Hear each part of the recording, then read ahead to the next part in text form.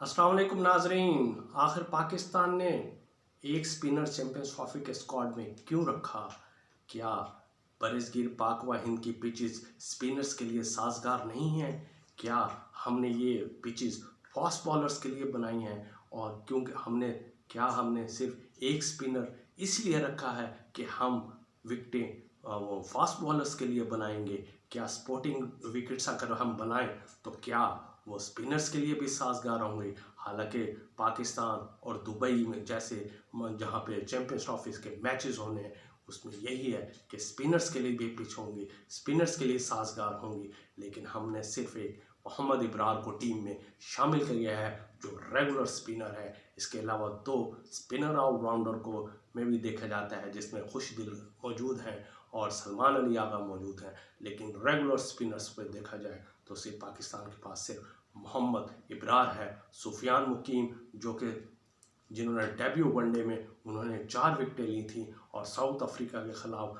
पाकिस्तान को पहली बार south Africa की सरजमीन पर क्लीन स्वीप दिलवाने में अहम किरदार का अदा किया था, उन्हें ड्रॉप कर दिया गया है। ये समझ नहीं आई कि सुफियान मुकीम जैसे अहम स्पिनर्स को ड्रॉप क्यों किया गया है। दूसरी तरफ भारत ने अपने स्क्वाड में 4 स्पिनर्स रखे हैं जिसमें अदेजा, कुलदीप यादव, सुंदर और पटेल शामिल है, क्योंकि उन्हें पता है कि उन्होंने मैचेस दुबई में खेले हैं और दुबई की विकेट स्पिनर्स के लिए साजगार रहती है। तो इस साजगार स्पिनर्स के लिए साजगार पिचेस की वजह से उन्होंने अपने स्क्वाड में 4 स्पिनर्स शामिल किए गए हैं। जबकि दूसरी तरफ अगर टीमों में देखा जाए तो उन्होंने अफगानिस्तान ने सबसे पहले 4 स्पिनर्स को शामिल किया गया है जो स्पिनर भी हैं और स्पिनर ऑलराउंडर भी हैं। उसमें राशिद खान, मोहम्मद नबी, नूर और गजनफर शामिल हैं। इसके अलावा न्यूजीलैंड ने भी 4 स्पिनर्स व स्पिनर्स ऑलराउंडर स्क्वाड में रखे हैं।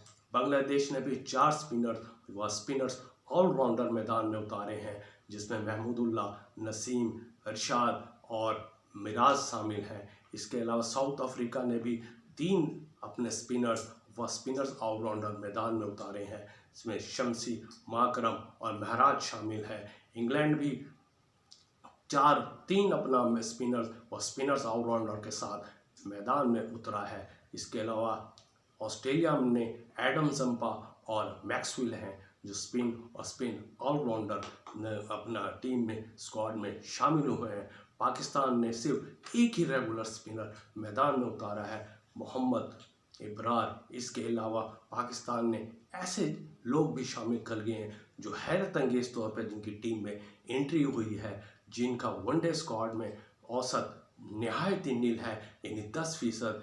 उन्होंने 34 वनडे इंटरनेशनल मैच खेले हैं लेकिन उनकी अचानक एंट्री हुई है। जी हाँ, फ़हीम अशरफ के मुतालिक ये कहा जा रहा है कि उनकी अचानक एंट्री ने सबको हैरान परेशान कर दिया है। हालांकि फ़हीम अशरफ 2017 की चैंपियंस ट्रॉफी के विनिंग स्क्वाड का हिस्सा थे। खुशदिल खान की भी अचानक एंट्री को भी मद्दाहों ने यानी क्रिकेट लवर्स ने हैरत में डुबा दिया है कि खुशदिल खान सिर्फ T20 में जो PPL में कारकर्दगी दिखा रहे थे उससे क्या मुतासिर होकर सेलेक्टर्स ने उन्हें स्क्वाड में शामिल किया गया है। ये ऐसे हैरत अंगेज अपना टीम का ऐलान किया गया है कि जिस पे तहफ़्फ़ुज़ात किए जा रहे हैं कि 2 ऐसे खिलाड़ी जिनके कोई भी नामो निशान नहीं था वो अचानक एंट्री हो गई है और जिनका डोमेस्टिक परफॉर्मेंस भी इतना शानदार नहीं है। अगर डोमेस्टिक क्रिकेट में देखा जाए तो सुफियान मुकीम बहुत अच्छे डोमेस्टिक परफॉर्मेंस देकर टीम में आए थे। इसके अलावा अगर फ़हीम अशरफ को टीम में शामिल किया गया है तो क्या शादाब खान, जिन्होंने डोमेस्टिक सीज़न उनका शानदार रहा था, तो क्या उन्हें भी टीम में शामिल नहीं किया जा सकता था?